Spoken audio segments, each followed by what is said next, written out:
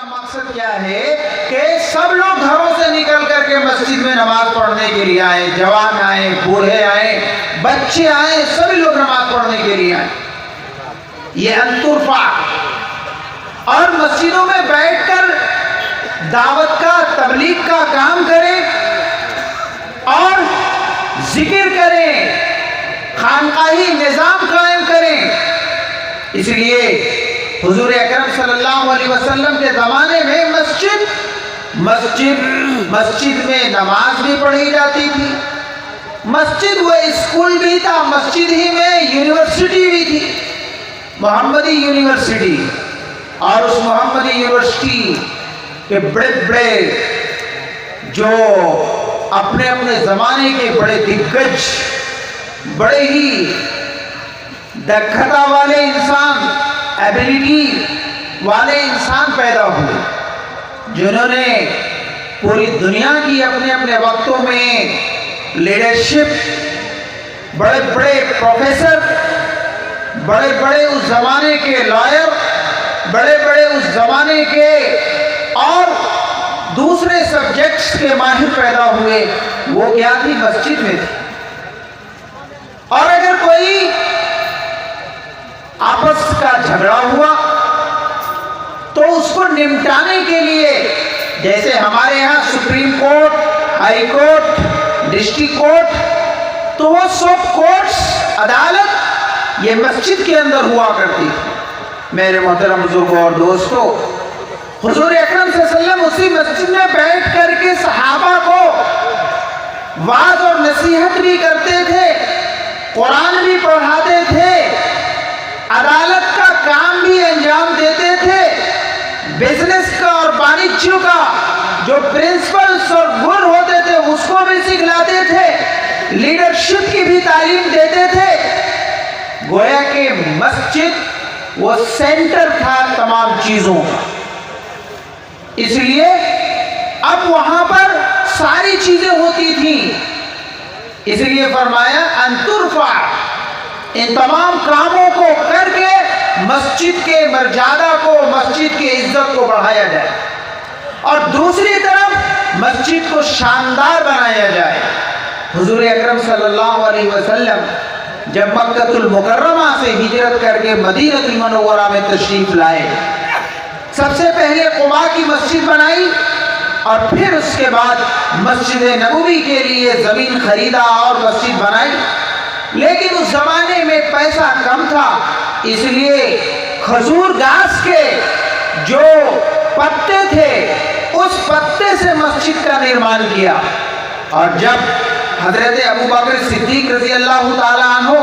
حضرت عمر فاروق رضی اللہ تعالیٰ عنہ، اور اس کے بعد حضرت عثمان غنی رضی اللہ تعالیٰ عنہ کا زمانہ آیا،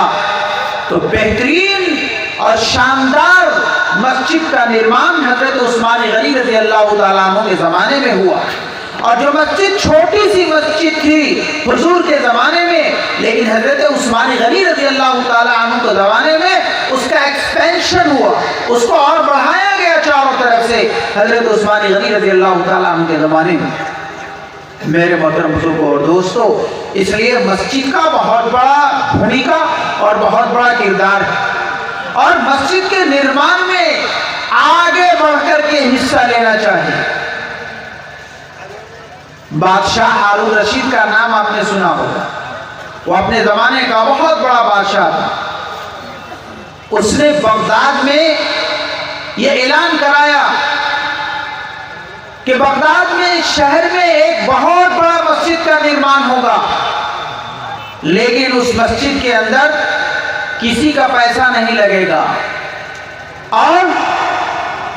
جو بادشاہی خزانہ ہے، جو بیت المال ہے، اس میں سے بھی ایک نیا پیسہ نہیں لگے گا، بلکہ یہ میں اپنے پیسے سے اس کا نرمان کراؤں گا۔ سب لوگ کہنے لگے واہ، بہت شاندار مسجد بنے گی، بہت شاندار مسجد کا نرمان ہوگا۔ ایک اللہ والا جس کے پاس کچھ بھی نہیں تھا، ایک غریب انسان ہے، دن حاضرہ کرنے والا انسان، ڈے لیبر، وہ بہت افسوس کرنے لگا، ہائے اللہ، اتنی بڑی مسجد کا نرمان ہوگا اور کسی کا پیسہ نہیں لگے گا. اے اللہ اتنا نیک کام میں کیسے کسی کا پیسہ نہیں لگے گا؟ ہم تو محروم ہو جائیں گے ثواب سے. سارا کا سارا ثواب بادشاہ ہارون رشید لے لے گا. اے اللہ کیسے ہم اس کام کو پورا کریں؟ میرے پاس پیسہ بھی نہیں ہے. لیکن پھر بھی دل میں اللہ اور رسول کی سچی محبت اور عقیدت تھی. انہوں نے صبح سے شام تک مزدوری کیا، لیبر کا کام کیا. وہ مزدور انسان تھے اور جو مزدوری ملا انہوں نے سوچا کہ آج کی مزدوری اور آج کا جو ہمیں پیسہ ملا ہے اس پیسے کو جو مسجد نرمان ہو رہا ہے اس مسجد کے نرمان میں پیسہ لگاؤں گا، تاکہ کل اللہ تبارک و تعالیٰ کے سامنے میں بھی کہوں گا کہ اللہ میں نے بھی تیرے گھر کے بنانے کے لیے مجھ سے جو کچھ بن سکا تھا میں نے اس میں خرچ کیا. لیکن ایک طرف بادشاہ کے بارے میں بھی ڈر لگ رہا ہے. بادشاہ نے تو اعلان کرا دیا، اناؤنسمنٹ کروا دیا ہے کسی کا پیسہ نہیں لگے گا، اکیلا میرا پیسے سے یہ نرمان ہوگا. اب کیا کیا جائے، کیسے کیا جائے؟ انہوں نے رات میں اینٹا خریدا، اینٹ، اور اینٹ خرید کر کے رات میں جب اندھیرا تھا کوئی نہیں تھا اور بادشاہ کی طرف سے جو اینٹ خرید کر کے لایا گیا تھا وہاں جا کر کے 10 اور 15 اینٹیں جا کر کے وہاں رکھ دیا اور کسی کو پتا نہیں ہے کہ یہ آدمی اس نے لا کر کے اینٹ رکھا ہے. سب سوئے ہوئے ہیں. بادشاہ ہارون رشید خواب دیکھتا ہے. خواب میں یہ دیکھ رہا ہے کہ جنت کے اندر گھوم رہا ہے اور سامنے میں دیکھا 2 بہترین محل ہے، بہت شاندار ملٹی اسٹوریڈ بلڈنگ. ایک پر نام لکھا ہوا ہے ہارون رشید اور دوسرے پر نام لکھا ہوا ہے اس آدمی کا جو مزدور جس کے پاس کوئی پیسہ نہیں ہے، دن بھر حاجرہ کر کے جو پیسہ کما کر کے اور اینٹ لا کر کے رات میں رکھا تھا اس کا نام. اور بادشاہ کا جتنا اچھا گھر ویسے اس مزدور کا بھی گھر ہے. تو وہ اپنا گھر چھوڑ کر کے اس مزدور کے گھر کے اندر گھسنے لگا. فرشتوں نے وہی روک دیا، یہ آپ کا گھر نہیں ہے، آپ کا گھر ادھر ہے، اس گھر میں جائیے آپ. کہا کیوں؟ کہا نہیں یہ تو ایک بہت بڑے اللہ والے کا گھر ہے. کہا ہاں میں جانتا ہوں یہ جو نام لکھا ہوا ہے، یہ نیم پلیٹ لگا ہوا ہے، وہ ہمارا پرجا ہے، ہم تو راجا ہے، وہ ہمارا پرجا ہے اور راجا کو یہ اختیار ہے کہ پرجا کے گھر میں وہ گھس سکتا ہے، تو اس لیے ہمارا پرجا کا گھر ہے، ہم کو گھسنے دیا جائے گا. نہیں یہ نہیں ہوگا، یہ نہیں ہو سکتا. یہ بہت بڑا اللہ کے نزدیک اس آدمی کا بہت مرجادہ ہے، ہم آپ کو گھسنے نہیں دیں گے. پھر اس نے دیکھا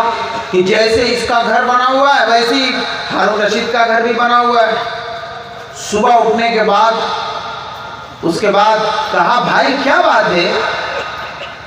اس آدمی کو بلایا اور بلانے کے بعد پوچھا بھائی تم کو کوئی کون سا عمل تم نے کیا ہے جو اللہ کے دربار میں اتنا مقبول ہوا اور اس کے بدلے میں اللہ نے تمہارے لیے جنت میں بہترین محل بنوایا ہے، بہترین محل کا نرمان کرایا ہے، کون سا کام کیا ہے؟ اس نے کہا مجھے تو ایسا کوئی کام یاد نہیں آ رہا ہے کہ میں نے کوئی اتنا بڑا کام کیا ہوگا. میں تو غریب فقیر آدمی ہوں، دن حاجرہ کرتا ہوں، میرے پاس پیسہ بھی نہیں ہے کہ میں اتنا بڑا کوئی کام کر سکوں.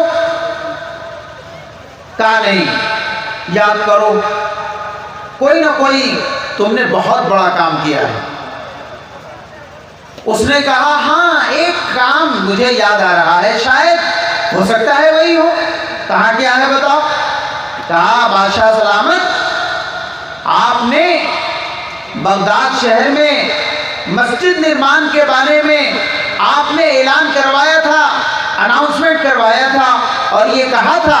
کہ اس مسجد میں کسی کا پیسہ نہیں لگے گا،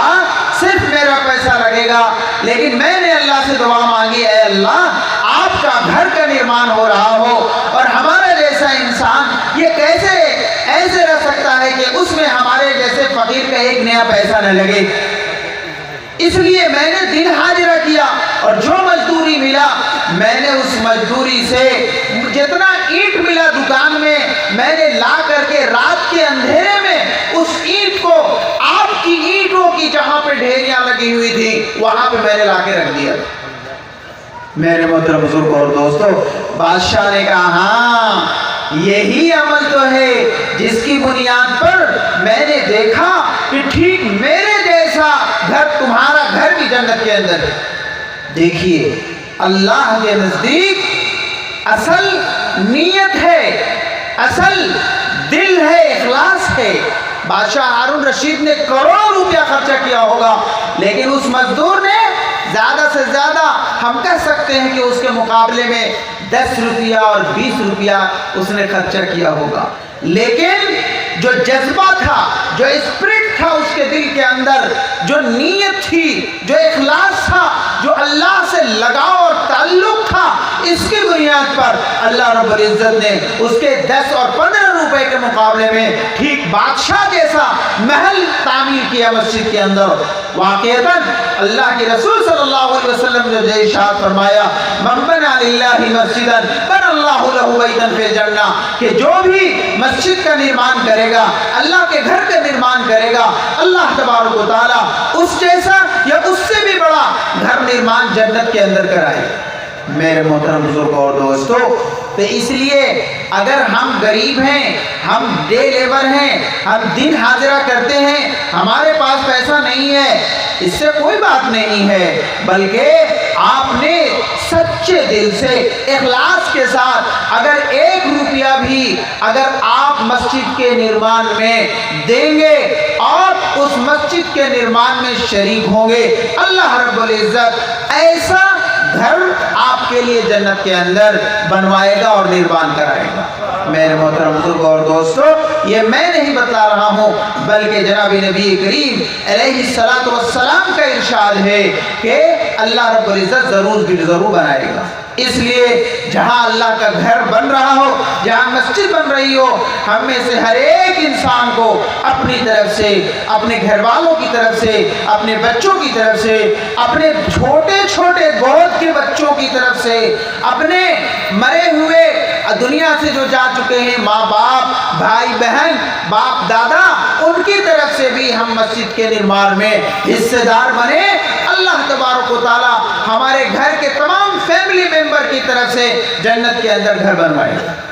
میرے محترم بزرگ اور دوستو، کتنا سستا اور کتنا یہ سیدھا سا عمل ہے۔ حضور اکرم صلی اللہ علیہ وسلم کا یہ ارشاد ہے اور اللہ کا وعدہ ہے۔ میرے محترم بزرگ اور دوستو، اس بنیاد پر مسجد کے نرمان میں ہمیں زیادہ سے زیادہ حصہ لینا چاہیے، اور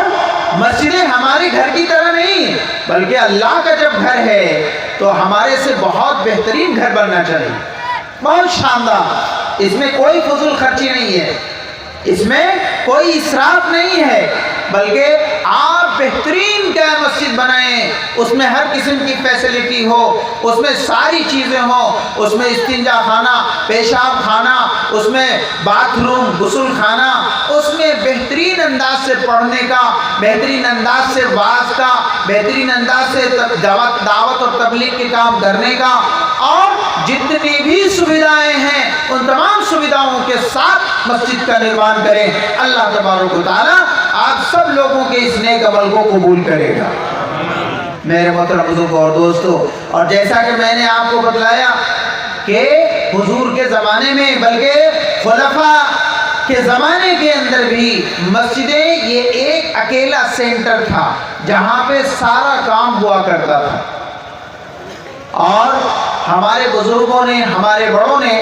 مسجد کو خالی نہیں رکھا. جیسے مسجد کیا ہوتا ہے، مسجد میں 5 وقت کی نماز پڑھ لیا بس کافی ہو گیا، باقی تالا مار دیا جاتا ہے، مسجد بند ہے. ظہر کا وقت آیا آدھا گھنٹہ کے لیے کھلا، اس کے بعد تالا بند کر دیا. پھر عصر کا وقت آیا 15 سے 20 منٹ کے لیے ہم نے کھولا، پھر تالا مار دیا. ایسے ہی ہوتا ہے. نہیں، مسجد کو ہر وقت آباد رکھنا چاہیے، مسجد کو ہر وقت آباد رکھنا چاہیے.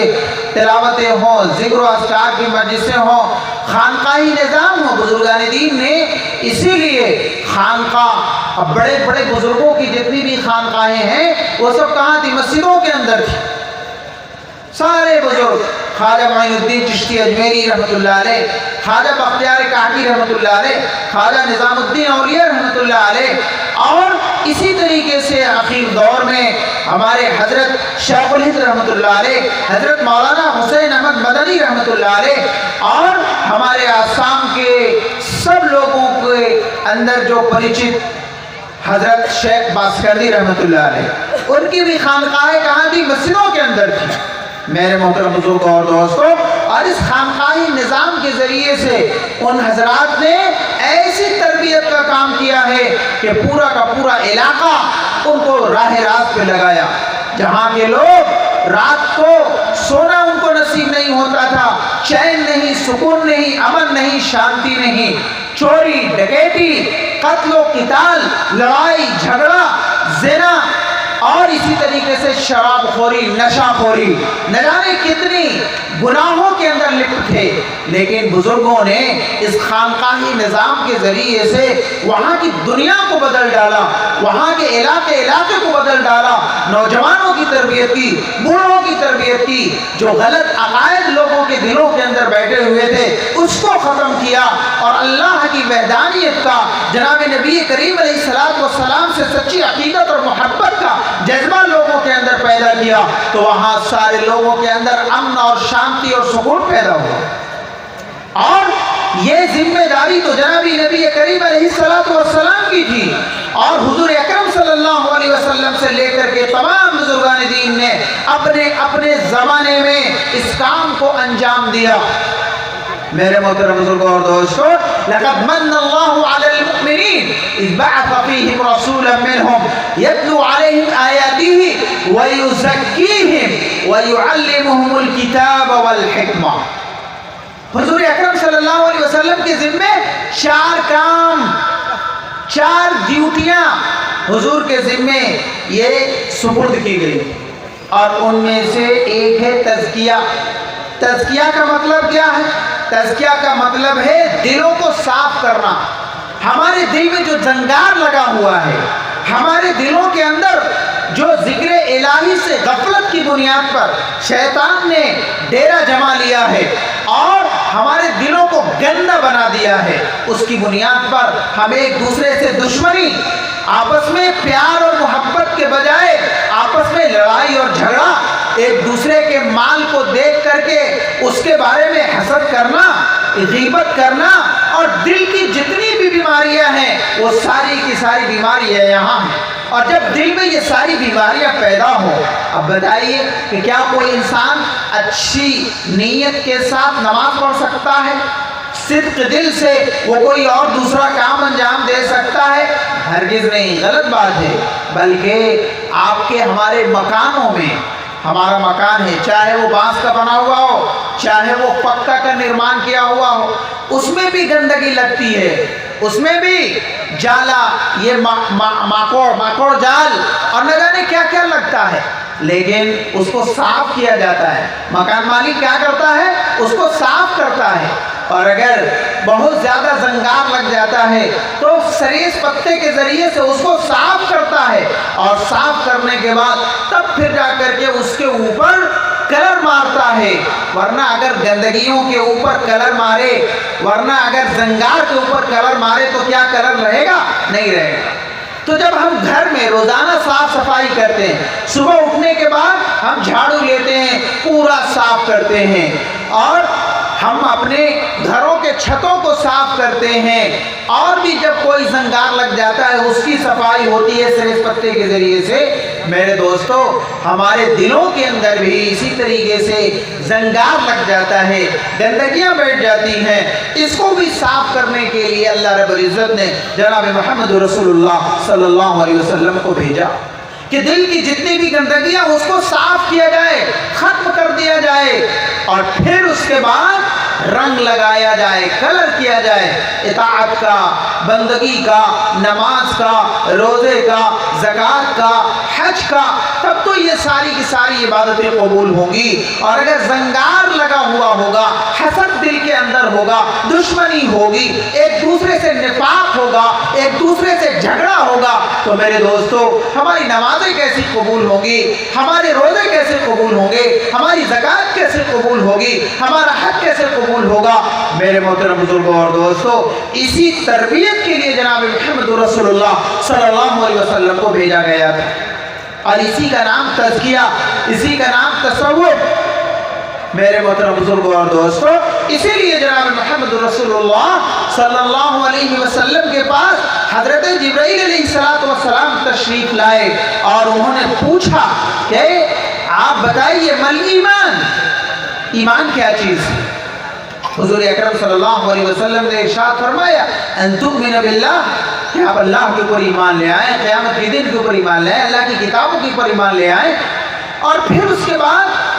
حضرت جبرائیل علیہ السلام نے پوچھا مل اسلام، پھر حضور اکرم صلی اللہ علیہ وسلم نے جواب دیا۔ پھر اس کے بعد پوچھا مل احسان، احسان کیا چیز ہے؟ حضور اکرم صلی اللہ علیہ وسلم نے ارشاد فرمایا ان تعبد اللہ کأنک تراہ فإن لم تکن تراہ فإنہ یراک، کہ اللہ کی عبادت اس طرح کرو کہ گویا کہ تم اللہ کو اپنے سامنے دیکھ رہے ہو، اگر تم نہیں دیکھ سکتے لیکن اللہ تو تم کو دیکھ رہا ہے۔ میرے محترم بزرگوں اور دوستو، اگر آپ کہیں نوکری کر رہے ہیں اور آپ کے پردھان ادھیاپک، آپ کے جو ہیڈ ماسٹر ہیں، آپ اگر کسی اسکول میں چاکری اور نوکری کرتے ہیں اور اگر ہیڈ سر موجود ہیں تو آپ اچھی طریقے سے ڈیوٹی انجام دیتے ہیں، اور اگر ہیڈ سر نہیں ہوتے تو سوچتے ہیں چلو کوئی بات نہیں ہے، ہیڈ سر تو نہیں ہے، دیکھنے والا تو کوئی نہیں ہے، ادھر ادھر غلط کام کر سکتے ہیں، کرتے کہ نہیں کرتے؟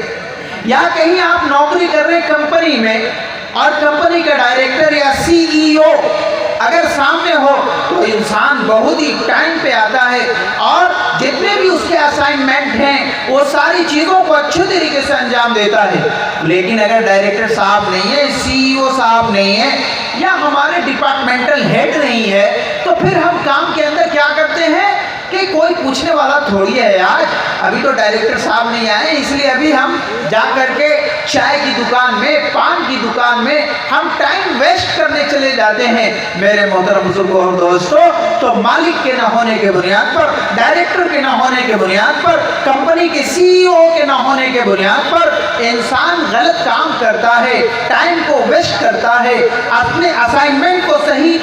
ٹائم پر اس کو پورا نہیں کرتا ہے۔ کیوں؟ اس لیے کہ سامنے والا موجود نہیں ہے، دیکھنے والا موجود نہیں ہے۔ میرے محترم بزرگوں اور دوستو، لیکن یہ سارے کے سارے اگر موجود ہو تو انسان سترک ہوتا ہے، الرٹ ہوتا ہے، اور بڑی ہی چالاکی کے ساتھ کام کرتا ہے، جتنے اسائنمنٹ ہوتے ہیں اس کو پورے طور پر اس کو مکمل کرتا ہے۔ ٹھیک اسی طریقے سے اگر ہمارا یہ تصور ہو کہ اللہ رب العزت مجھ کو دیکھ رہے ہیں، اللہ کے سامنے ہم کھڑے ہیں، تو میرے دوستو کیا ہمیں ہمت ہو سکتی ہے کسی برائی کے آنے کا دل کے اندر؟ کیا ہمت ہو سکتی ہے کہ ہم کام میں غلط کام کر لیں، ہم چوری کریں، ہم ڈکیتی کریں، ہم اپنے بزنس میں اگر لگے ہوئے ہیں تو ہم گھاٹا تول دیں، ہم کم تولیں، یا ہم پیسہ لین دین کے اندر کم کریں، یا ہم اپنی کمپنی کا مال چورا لیں، یا اور کسی کے دوسرے کے جائیداد اور پراپرٹی پر قبضہ کر لیں؟ یہ کبھی بھی ہمت نہیں ہو سکتی ہے۔ کیوں؟ اس لیے کہ اللہ رب العزت دیکھ رہا ہے، اللہ کب پکڑ لے گا یہ کوئی ٹھکانہ نہیں ہے۔ میرے محترم بزرگ اور دوستو، ان بطش ربک لشدید، اللہ کی پکڑ بہت تیز ہے،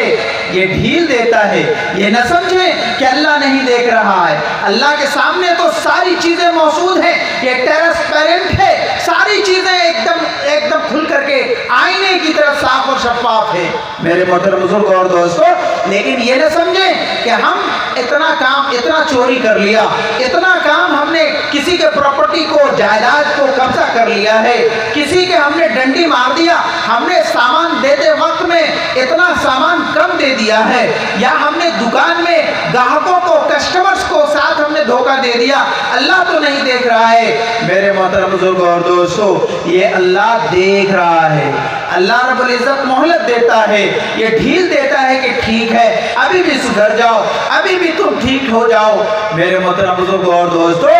خوش نہ ہو کہ ماشاءاللہ یہ دیکھو ہم کتنا اچھا کام کر رہے ہیں، کام اچھا کر رہے ہیں تبھی تو ہماری بلڈنگیں بن رہی ہیں، بینک بیلنس بڑھ رہا ہے، ایک دکان سے دوسری دکان ہو رہی ہے۔ نہیں، ہرگز نہیں، یہ اللہ رب العزت ڈھیل دے رہا ہے۔ جیسے چوہیا کیا کرتا ہے، چوہا ہے نا، چوہا، یہ چوہا ہمارے گھر میں آتا ہے اور یہ ہمارے گھر میں آ کر کے کپڑا کاٹتا ہے، اور ہمارے بچوں کا جو بکس ہیں، بوئی ہے، اس کو بھی آ کر کے کاٹ ڈالتا ہے۔ پریشان ہے۔ اس کے بعد ایک دن ہو گیا، 2 دن ہو گیا، 3 دن ہو گیا، آپ نے کیا نام ہے اس کپڑا کو اچھی طریقے سے دوسری جگہ پہ رکھا، لیکن وہاں بھی جا کر کے کاٹ ڈالتا ہے، آپ کے 5000 روپے کے سوٹ کو کاٹ ڈالتا ہے، آپ کے بچوں کے بکس آپ نے کیا نام ہے خرید کر لایا، وہاں کاٹ دیا، بیگ کاٹ دیا، اور بھی نہ جانے کیا کیا، اتنا ادھم مچائے ہوئے پریشان ہیں آپ۔ لاسٹ میں کیا ہوا؟ لاسٹ میں سوچتے ہیں بھائی کسی طریقے سے چوہا کو کیا کیا جائے، مارا جائے یا پکڑا جائے۔ پریشان ہو گئے، آپ نے تو پریشان ہونے کے بعد آپ چوہیا مارنے کا دوا لایا، چوہا مار دوا، موس مار دوا،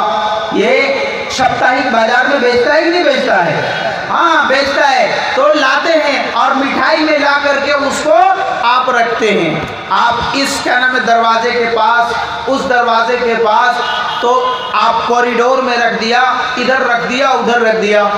چوہا آتا ہے، دیکھتا ہے، ارے واہ ہم نے کتنا کام کیا ہے، کتنا انعام دے رہا ہے، گھر کا مالک خوش ہے ہم سے، واہ ہم نے اس کے کپڑے کاٹے، ہم نے بچوں کے بہی کو کاٹ دیا، ہم نے بیگ کاٹ ڈالے، ہم نے ادھر ادھر نقصان پہنچایا، اور اس کے انعام کے طور پر آج مالک نے تو جہاں دیکھ رہا ہوں ہر طرف کیا ہے، پہلے تو چھپا کر کے سامان رکھتا تھا، لیکن آج کھول دیا ہے دروازہ، ہر طرف میرے لیے مٹھائی رکھی ہوئی ہے، ادھر کیا نام ہے رسو گلہ ہے، تو ادھر کیا ہے بریڈ ہے، تو ادھر کیا ہے فلاں چیز ہے، واہ واہ واہ واہ ہم نے تو بہت بڑا کام کیا، چلو انعام ہے۔ لیکن اب تو وہ اس انعام کو سمجھ کر کے وہ چوہا اپنے منہ میں ڈالتا ہے، اور ڈالنے کے بعد ادھر ادھر حالت خراب ہو جاتی ہے، بھاگتا ہے، اور بھاگنے کے بعد دوسری جگہ جانے کے بعد وہ ختم، مر جاتا ہے۔ ایسا ہوتا ہے نہیں ہوتا؟ میرے محترم بزرگوں اور دوستو، اللہ رب العزت نے قرآن میں اسی طریقے کے واقعے کو بیان کیا کہ اللہ رب العزت کہتے ہیں کہ ہم ظالموں کو، ہم اتیاچار کرنے والوں کو،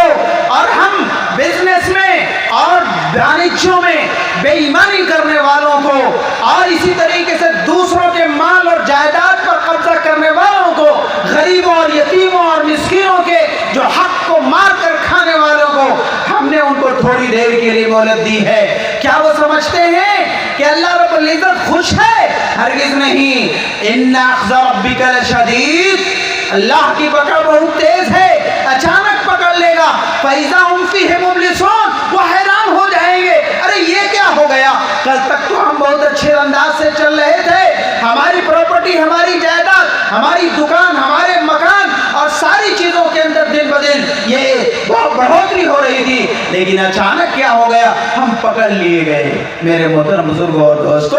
اس بنیاد پر ظالم ایک نہ ایک دن پکڑا جائے گا، اتیاچار کرنے والا ایک نہ ایک دن اللہ کی پکڑ میں آئے گا۔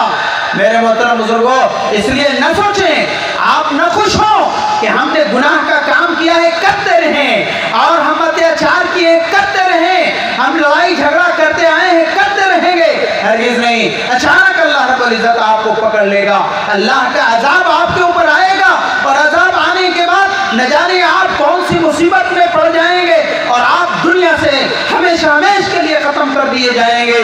آپ اللہ کے عذاب سے ڈریں، آپ اللہ کے اس پکڑ سے ڈریں، اس لیے کہ اللہ کی پکڑ اتنی مضبوط ہے کہ چھوٹی سی چھوٹی چیز میں کوئی باہر نکل کر کے نہیں جا سکتی ہے۔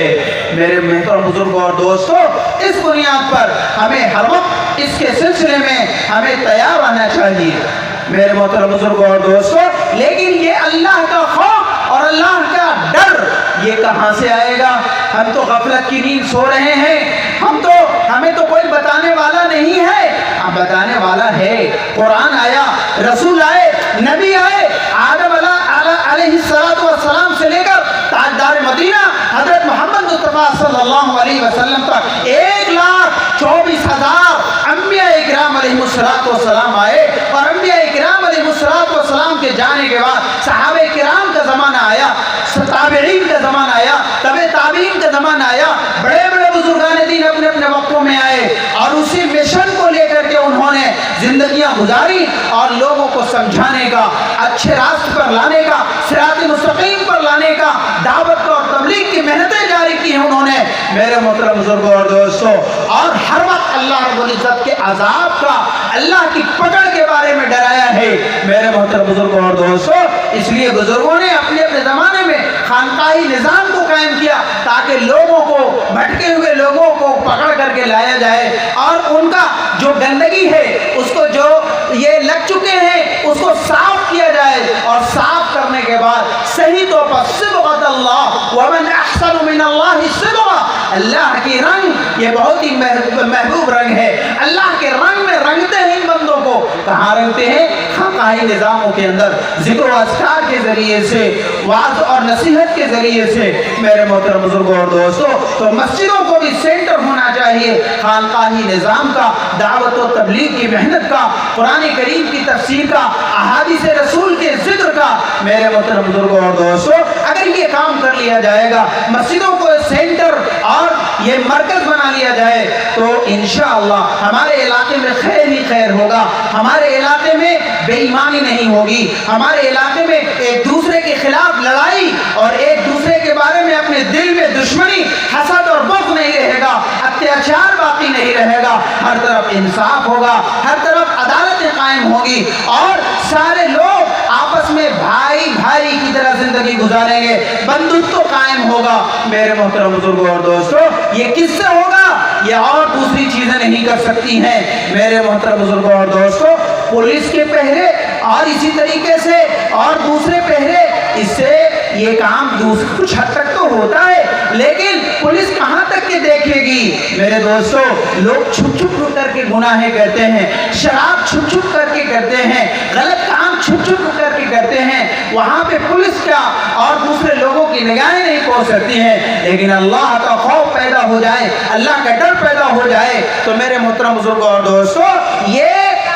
آپ رات کے اندھیرے میں بھی ہوں، وہاں پر بھی آپ اللہ کے ڈر سے آپ کوئی غلط کام نہیں کر سکتے۔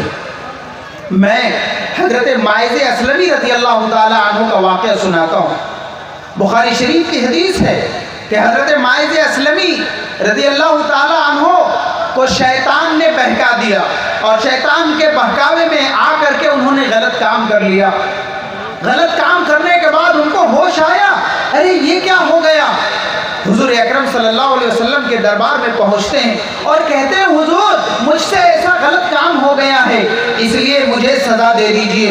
حضور اکرم صلی اللہ علیہ وسلم نے چہرہ پھیر لیا کہ نہیں تم سے یہ غلط کام نہیں ہوا۔ پھر وہ ادھر آتے ہیں، کہتے ہیں نہیں حضور مجھ سے غلط کام ہو گیا ہے، دیکھیے کتنا اللہ کا ڈر ہے کہ اگر اس دنیا میں ہم چلے جائیں گے، لیکن کل اللہ رب العزت کے ہاں تو ہماری پکڑ ہوگی، وہاں پہ ہم کیا جواب دیں گے؟ حضور اکرم صلی اللہ علیہ وسلم پھر ادھر چہرہ گھما لیا، وہ بھی ادھر آیا۔ حضور نے کہا ابھی کا جنون، ارے بھائی شاید تم یہ جو غلط کام کیا لگتا ہے کہ تم ہوش میں نہیں ہو، تم کو جنون ہو گیا، پاگل ہو گئے ہو، اس لیے ایسی باتیں کر رہے ہو۔ کہا نہیں حضور میں مجنون پاگل نہیں ہوا ہوں، ہوش میں ہوں، میں صحیح بات کہہ رہا ہوں۔ اور انہوں نے اپنے کرائم کا انہوں نے اقرار کیا، اپنے جرم کا اعتراف کیا، اور اس کے بعد جناب نبی کریم علیہ الصلوۃ والتسلیم نے ان کے اوپر سزا جاری کی ہے۔ دیکھیے یہ ہے اللہ کا تقوی، یہ ہے اللہ کا خوف، اللہ کی خشیت۔ اور اسی خشیت کے بارے میں قرآن کریم میں بار بار فرما رہا ہے یا ایھا الذین آمنوا اتقوا اللہ حق تقاتہ ولا تموتن الا وانتم مسلمون۔ اے ایمان والو، تم لوگ اللہ سے خوب خوب ڈرو اور تمہاری موت اس حال میں ہو کہ تم مسلمان رہو۔ میرے دوستو، یہ ہے تقوی کہ ہم چاہے رات کے اندھیرے میں غلط کام کر رہے ہو، رات کے 12 بج چکے ہو، کوئی بھی نہیں ہے ایسے وقت میں غلط کام کرنے کا خیال پیدا ہوا، لیکن فوراً خیال آیا کہ اگرچہ دنیا والے سو چکے ہیں، یہاں پہ جتنے بھی پہرے دار اور نائٹ گارڈ ہیں وہ لوگ بھی ہمیں نہیں دیکھ رہے ہیں، تو اس لیے یہ غلط کام کو کر لیا جائے۔ لیکن نہیں، ساری چیزیں نہیں دیکھ رہی، اللہ رب العزت تو دیکھ رہا ہے۔ میرے محترم بزرگوں اور دوستو، یہ جذبہ کہاں سے پیدا ہوگا؟ اللہ کا تقوی، اللہ سے ڈرنے کا، کہ آپ چاہے رات کے اندھیرے میں ہو، چاہے آپ دن کے اجالے میں ہو، چاہے آپ تنہا کمرے کے اندر ہو یا پورے بھرے مجمع کے اندر سارے لوگوں کے سامنے ہو، یہ ہر ایک کام کو اللہ کے بتائے ہوئے طریقے کے مطابق آپ انجام دیں گے۔ اللہ کا ڈر اور خوف ہوگا تاکہ کسی کا نقصان نہ ہو، کسی کے اوپر ظلم اور اتیاچار نہ ہو۔ میرے محترم بزرگوں اور دوستو، یہ اس وقت پیدا ہو سکتا ہے کہ جب اللہ کا تقوی پیدا ہو جائے۔ اور اللہ کا تقوی کہاں پیدا ہوگا؟ یہ خانقاہی نظام کے اندر بزرگوں کی تربیت میں رہ کر کے ہوگا، تاکہ وہ ایسا مقام پیدا کرتا، مقام احسان، یعنی جیسا کہ حضور اکرم صلی اللہ علیہ وسلم کو حضرت جبرائیل نے پوچھا مل احسان، تو ان تعبد اللہ کأنک تراہ، کہ ہر وقت اللہ کو حاضر اور ناظر سمجھ کر کے تم کام کرو، جو کام کرو، نمازیں پڑھو تو سمجھو کہ اللہ ہمیں دیکھ رہا، دکان میں بیٹھے ہوئے ہو، بزنس اور بانیجہ کر رہے ہو تو سمجھو کہ اللہ ہمیں دیکھ رہا، کسی کے ساتھ چھوٹا سے چھوٹا بچہ آ جائے تو ہم اس کے ساتھ کبھی بھی ناانصافی کا معاملہ نہیں کریں گے، ہم ناپ تول میں کمی نہیں کریں گے، پورا دیں گے، بوڑھا بھی آ گیا اس کو بھی ہم پورا دیں گے، کوئی بھی انسان ہو، ہم چاہے جہاں بھی کام کریں، ہم اپنے کام میں خیانت نہ کریں، دیانت کے ساتھ، امانتداری کے ساتھ ہم کام کریں۔ میرے محترم بزرگوں اور دوستو، یہ کام اور یہ جذبہ پیدا ہوگا ہمارے ان مسجدوں میں اور ان خانقاہی نظاموں کے ذریعے سے اور ان مدارس کے ذریعے سے۔ میرے محترم بزرگوں اور دوستو، اس لیے آپ سبھی حضرات یہ ارادہ کریں کہ ہم کو بہترین مسجد کا نرمان کرنا ہے، ہمیں سینٹر بنانا ہے، اور جو مدرسے اور مکتب چل رہے ہیں ان کو آباد رکھنا ہے، تاکہ ہمارے چھوٹے چھوٹے بچوں کی ایمان کی حفاظت اور آئندہ نسلوں کے ایمان کی حفاظت کا یہ انتظام انہی مکاتب اور انہی مدارس کے ذریعے سے ہوگا۔ میرے محترم بزرگوں اور دوستوں، چونکہ وقت بہت زیادہ ہو چکا ہے، باتیں تو بہت زیادہ ہیں، لیکن آپ میں سے بہت سارے لوگ چونکہ شام سے ہی آئے ہوئے ہیں، اب سونے کا وقت بھی ہو رہا ہے، اب میں مناسب نہیں سمجھتا ہوں کہ اور زیادہ کچھ باتیں کروں، اس لیے ہم دعا کریں کہ اللہ تبارک و تعالی ہمارے بیٹھنے کو قبول کرے اور ایک ایک باتوں کو ہم نے جو سنا ہے اس پر عمل کرنے کی اللہ توفیق دان کرے، اور ہم لوگوں میں سے جو لوگ یہاں پہ موجود ہیں اور جو گھروں کے اندر موجود ہیں، ہم یہاں سے پہنچ کر کے ان کو بھی بتائیں کہ دین پر ہمیں چلنا، ہمیں کسی کا نقصان نہیں کرنا، آپس میں بندھتو قائم رکھنا ہے، ایک دوسرے کے ساتھ دشمنی نہیں کرنی ہے، بلکہ امن کا، شانتی کا، سکون کا ماحول قائم کرنا ہے۔ میرے محترم بزرگوں اور دوستوں، تب جا کر کے اللہ رب العزت کے ہاں جب ہم جائیں گے تو ہم صحیح اپنے سوالوں کا جواب دے سکیں گے اور اللہ کی پکڑ سے اور اللہ کے عذاب سے بچیں گے، خود بھی اپنے بچوں کو بھی بچائیں گے، چونکہ قرآن کریم میں بار بار کہہ رہا ہے اللہ رب العزت قُوْ أَنفُسَكُمْ وَأَهْلِيكُمْ نَارًا، کہ اے لوگوں تم اپنے آپ کو بھی اور اپنے بال بچوں کو بھی، اپنے خاندان والوں کو بھی، رشتہ داروں کو بھی جہنم کی آگ سے بچاؤ۔ جہنم کی آگ معمولی چیز نہیں ہے، جہنم کی آگ، دنیا کی آگ یہ تو بہت ہی معمولی چیز ہے، اس سے 100 گنا زیادہ جہنم کی آگ اس کا ٹیمپریچر ہوگا۔ میرے محترم بزرگوں اور دوستوں، ہم تو اس آگ کو ذرہ برابر بھی برداشت نہیں کرتے، ہم اپنا ہاتھ نہیں ڈال سکتے ہیں، لیکن اب اس وقت جب جہنم کی آگ ہوگی ہم کیسے برداشت کریں گے؟ ہمیں فوراً یہ سوچنا چاہیے ہائے اللہ اگر ہم نے کوئی غلط کام کر لیا اللہ ناراض ہو گیا تب تو اللہ کی ناراضگی کی بنیاد پر ہمیں جہنم کا عذاب دیکھنا پڑے گا، جہنم کی آگ میں جلنا پڑے گا۔ وقودها الناس والحجارہ، اور اس جہنم کی آگ میں یہ ایندھن یہ لکڑی نہیں ہوگی بلکہ انسان ہوں گے اور پتھر ہوں گے، اور آپ اندازہ لگائیں کہ انسان اور پتھر جس کا ایندھن ہوگا اس آگ کا ٹیمپریچر اور اس کی حرارت اور اس کی گرمی کتنی ہوگی، یہ بالکل ہی کسی سے برداشت نہیں ہوگا۔ اللہ ہم سب لوگوں کو جہنم کے عذاب سے بچائے۔ وآخر دعوانا ان الحمدللہ۔ سب لوگ درود شریف پڑھیں۔ اللہم صلی علی محمد وعلی آل محمد کما صلیت علی ابراہیم وعلی آل ابراہیم انک حمید مجید۔ اللہم بارک علی محمد وعلی آل محمد کما بارکت علی ابراہیم وعلی آل ابراہیم انک حمید مجید۔ ربنا لا تزغ قلوبنا بعد إذ هديتنا وهب لنا من لدنك رحمة إنك أنت الوهاب۔ اے مولا کریم تو غفور رحیم ہے مولا، اے مولا ہم تو گنہگار بندے ہیں مولا، بے شک آج ہم تمام لوگوں کو آزمایا جا رہا ہے مولا، یہ صرف ہمارے گناہوں کی بنیاد پہ ہے مولا۔ اے مولا آپ کی بارگاہ میں اے مولا ہم سب ہاتھ اٹھائے ہوئے مولا، اے غفور رحیم ہمارے گناہوں کو معاف کر دے اے مولا، صدق دل سے اے مولا ہم توبہ کرتے ہیں مولا۔ اے مولا ہم کبھی بھی ایسے گناہ نہیں کریں گے اے مولا، اے مولا ہم چوری نہیں کریں گے مولا، اے مولا ہم شراب اور نشہ جاتی و جنس ہم لوگ استعمال نہیں کریں گے اے مولا، اے مولا ہم کسی کے ساتھ لڑائی جھگڑا نہیں کریں گے مولا، کسی کے ساتھ ظلم اتیاچار نہیں کریں گے اے مولا، اے مولا جس کا حق ہوگا اس کے حق کو دینے کی ہم پوری کوشش کریں گے اے مولا۔ اے مولا ہم سے جتنی غلطیاں رہ گئی ہیں اے مولا سب کو معاف کر دے مولا، اے مولا سب کو معاف کر دے مولا، اے مولا، اے مولا ہمارے پاس اتنی طاقت اور قوت نہیں ہے مولا، لا حول ولا قوت الا باللہ، لا ملجأ ولا منجا منک الا الیک۔ اے مولا ہم جائیں تو کہاں جائیں، تیرے در کو چھوڑ کر اور کہاں جائیں مولا، کوئی پناہ دینے والا نہیں ہے مولا، ایک ماتر تو ہی آسرا ہے مولا، ایک ماتر تو ہی سہارا ہے مولا۔ اے مولا تو اپنے سہارا دے دے مولا، اے مولا ساری دنیا والے ہم سے نفرت کر رہے ہیں مولا، ہمیں دھتکار رہے ہیں مولا، ہمیں بھگا رہے ہیں مولا، اے مولا، اے مولا تیرے دربار میں آ کر کھڑے ہیں مولا، اے مولا ہماری فریاد کو سن لے مولا، اے مولا ہماری فریاد کو سن لے مولا۔ اے مولا اس مجلس میں بڑے نیک لوگ ہیں مولا، بڑے بڑے علماء کرام ہیں مولا، بڑے بڑے بزرگان دین ہیں مولا، اے مولا بوڑھے لوگ بھی ہیں مولا، بڑے بڑے اونچے درجے کے نمازی لوگ ہیں مولا، چھوٹے چھوٹے معصوم اور ننھے بچے بھی ہیں مولا۔ اے مولا، اے مولا ہماری مائیں اور بہنیں بھی اس دعا میں شریک ہیں مولا، اے مولا ایسے نوجوان ہیں مولا جن کی نمازیں کبھی قضا نہیں ہوتی ہیں مولا، اے مولا ان سب کی لاج رکھ لے مولا، اے مولا، اے مولا ان سب کی لاج کو رکھتے ہوئے ہمارے گناہوں کو معاف فرما دے مولا۔ اے کریم آقا،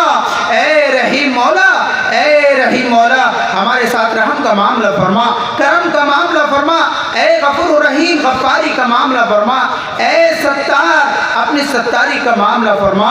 اے مولا ہماری جان کی مال کی عزت کی آبرو کی حفاظت فرما، اے مولا جتنی بھی راستے میں گھاٹ میں جو لوگ پریشان ہیں اے مولا ان سب کو پریشانیوں کو نجات عطا فرما، بہت سارے لوگ جیل میں بند ہیں مولا، اے مولا ان کو جیل سے جلد رہائی نصیب کروا دے اے مولا، اے مولا ہم میں کے بہت سارے ایسے لوگ ہیں کہ جن کے ماں باپ کا انتقال ہو گیا ہے، جن کے چھوٹے چھوٹے ننھے منھے بچوں کا انتقال ہو گیا ہے، اے مولا ہمارے بڑے بڑے اساتذہ، بڑے بڑے مشائخ اعظام بزرگان دین، اے مولا بہت ہی چند ہی دنوں میں یہ لوگ آپ کے پیارے ہو گئے مولا، اے مولا سب کی مغفرت فرما، اے مولا ہم سب لوگوں کی مغفرت فرما، ہمارے سارے خاندان والوں کی مغفرت فرما، دوستوں کی مغفرت فرما، اے مولا کریم ہمارے محلے والوں کی مغفرت فرما، ہمارے پورے گاؤں والوں کی مغفرت فرما، اے مولا پورے مومنین اور مومنات کی مغفرت فرما، اے کریم آقا، اے کریم آقا ہمارے بادشاہ بانیجوں میں ترقی عطا فرما، اے مولا جو لوگ نگنوا جو سمسیاؤں سے گزر رہے ہیں مولا، اے مولا اس کا سمسیا کا سمادھان کر دے، پڑھے لکھے بے روزگاروں کو روزگار سے لگا دے، اے مولا جو بے پڑھے لکھے ہیں اے مولا ان کو اسکل ڈیولپمنٹ سے جوڑ دے اور ان کو کوئی نہ کوئی اسکل سکھلا کر کے ان کو روزگار سے لگا دے، اے مولا کریم ہمارے کھیتوں میں کھیت کرشی میں برکت عطا فرما، اے مولا کریم جو بچے کالجز میں یونیورسٹیز میں پڑھ رہے ہیں مولا، اے مولا جو اسکولوں میں مدرسوں کے اندر پڑھ رہے ہیں مولا، جو جہاں کہیں بھی پڑھ رہا ہے مولا، اے مولا ان کے ماں باپ نے ان کے گارجین نے جو نیک تمناؤں کے ساتھ اپنی آشاؤں اور آکانکھاؤں کے ساتھ ان کو دیا ہے مولا، اے مولا ان کے آباء و اجداد اور ان کے گارجینز کو ان کی آشاؤں اور ان کے آکانکھاؤں کو پوری فرما، اے مولا ان کا بہترین رزلٹ عطا فرما، ان کو بہترین نمبرات سے کامیابی عطا فرما،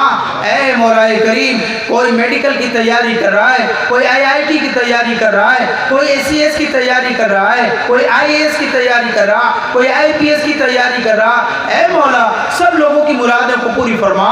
سب لوگوں کو کامیابی نصیب فرما، اے مولا جتنی بھی اے مولا گھر بنائے جا رہے ہیں مولا، تیری مسجدیں بنائی جا رہی، تیرے مدرسے بنائے جا رہے مولا، اے مولا کریم غیب سے مدد فرما، اے مولا نرمان کاج کی تمام لوگوں میں توفیق عطا فرما، سب کو اس میں بڑھ چڑھ کر کے حصہ لینے اور یوگدان کا اے مولا جذبہ عطا فرما،